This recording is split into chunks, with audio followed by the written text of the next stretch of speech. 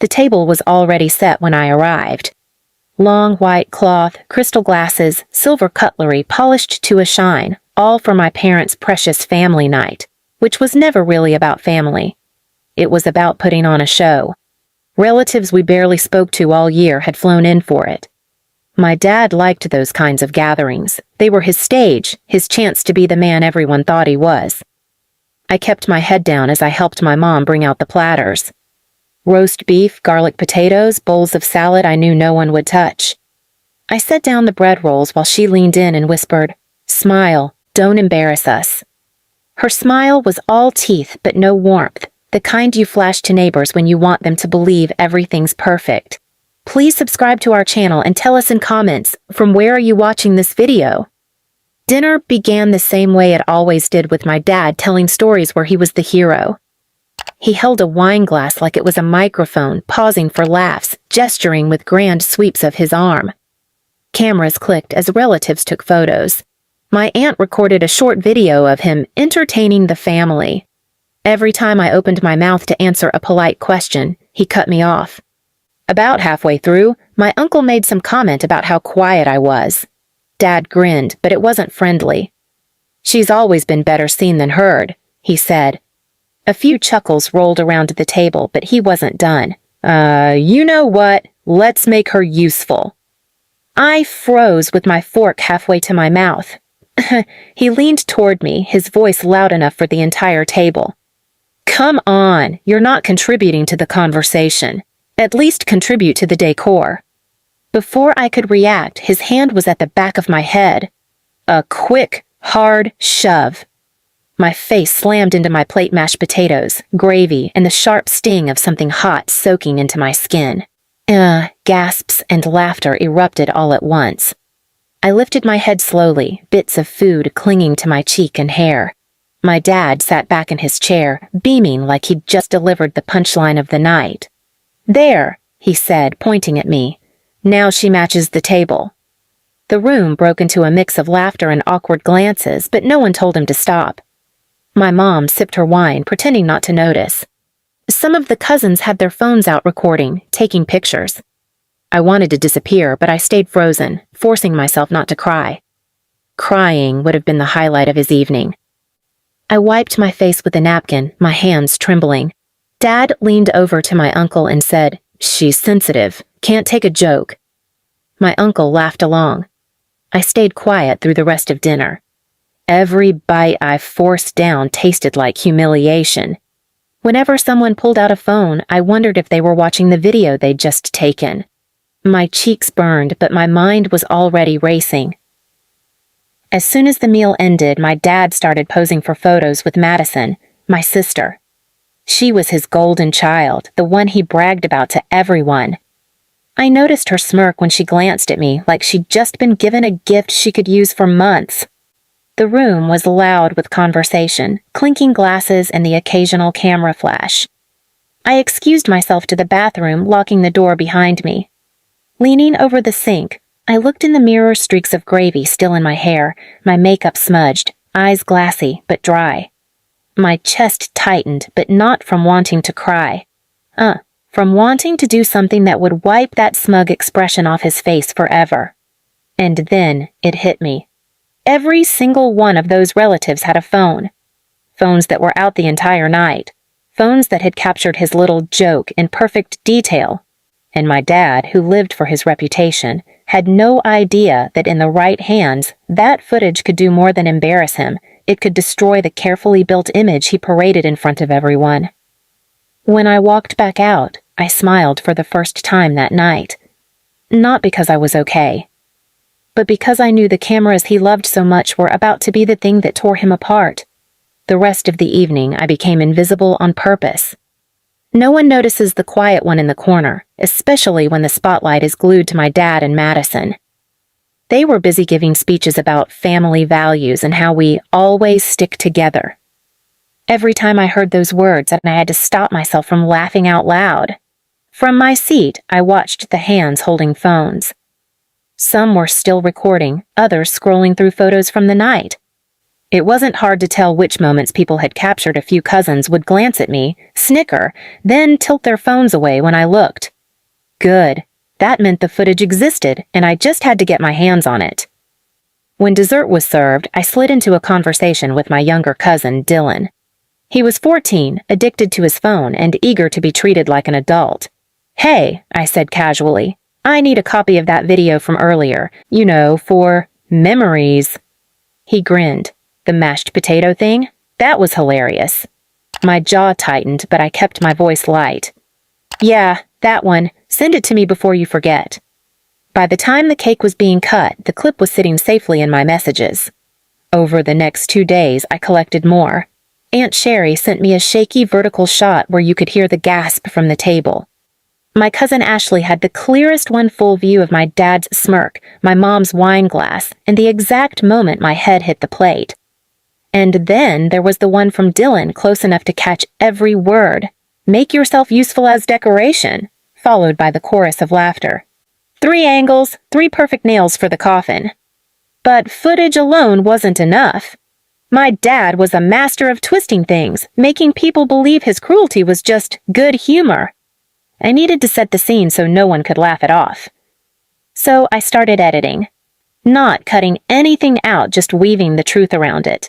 Clips of him bragging about our tight-knit family, talking about respect, smiling in holiday photos, all leading up to that moment at the dinner table.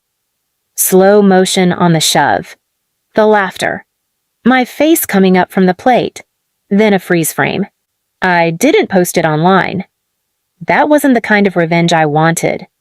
I wanted him to feel the floor fall out from under him in real time, with no chance to spin it, no way to stop it. The opportunity came faster than I expected. A week later, my parents announced they were hosting a slideshow montage for the extended family and close friends, a recap of the dinner night. They wanted everyone to remember the joy we share. It was perfect. They'd be using the big rented projector in the same banquet hall, the same crowd, the same need for attention. And I already knew where the USB port was on that projector. For the next few days, I played it cool. I even helped Madison choose outfits for the event, nodding along to my mom's plans for catering. All the while, the real my montage sat quietly on a drive in my bag. The night of the slideshow, the hall filled with chatter and the smell of overpriced appetizers. My dad worked the room, his voice booming, clapping old friends on the back. Madison was snapping selfies with anyone who'd pose. I stayed in the background until they were distracted, then walked straight to the projector table. In less than 10 seconds, my drive was in, my file queued, and the original slideshow quietly replaced. As I walked away, my pulse was pounding so hard I could hear it. It wasn't just adrenaline. It was the knowledge that in a matter of minutes, the same crowd that laughed with him was about to laugh at him, or worse, sit in stunned silence while the mask he wore for years shattered in front of his own eyes. The lights dimmed and a hush fell over the room. The projector screen lit up with the opening title slide, A Night to Remember. I sat near the back, my chair angled so I could see both the screen and my parents' faces. My dad, beaming, took his seat front and center, with my mom beside him and Madison leaning in for the perfect photo op. This was their moment, they thought. The slideshow began innocently enough. A few generic stock photos of champagne glasses clinking, then some posed family shots from earlier that night. The crowd murmured in recognition, smiling at themselves on screen. My mom whispered something to my dad, and he chuckled, clearly already basking in the praise he thought was coming. Then my file's first clip rolled. It opened with my dad giving one of his grand speeches about the importance of respect and family, crisp audio, his words crystal clear. You could see heads nodding in the footage, relatives smiling politely. Then, as his voice continued in the background, the video faded into a slow-motion clip of his hand slamming the back of my head into the plate. The room's collective breath seemed to catch at once. Gasps rippled through the tables. The audio cut to live sound, his voice saying, "Make yourself useful as decoration," followed by that awful chorus of laughter. On screen, my face came up from the plate, food clinging to my cheek. Frozen frame. Silence. The next shot was from another angle, my uncle's phone, showing my mom sipping wine and smirking while I wiped my face. Then another angle from Dylan, catching my dad's satisfied grin in perfect focus. Between each clip, I'd inserted text in bold white letters. A father's joke. A family's laughter. A daughter's humiliation. Someone in the audience muttered, "That's not funny." Another whispered, "Is this real?" And then came the part I knew would burn deeper than anything. I'd edited in years of other moments, all recorded by someone at some time, that showed the pattern no one had connected before. Him, playfully, shoving me into a pool at a wedding while I was in full makeup. Her telling a cousin, "We don't expect much from her, she's not like Madison." Him mocking my job in front of the neighbors.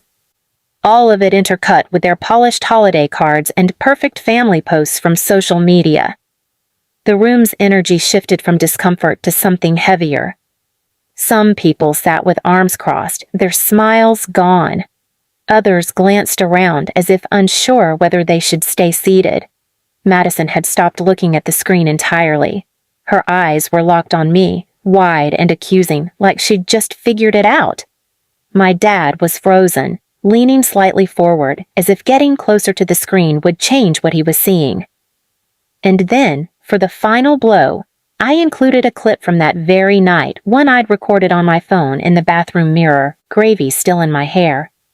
I looked straight into the lens and said, "This is what respect looks like in our family." Fade to black. The words appeared, "A night to remember for all the right reasons."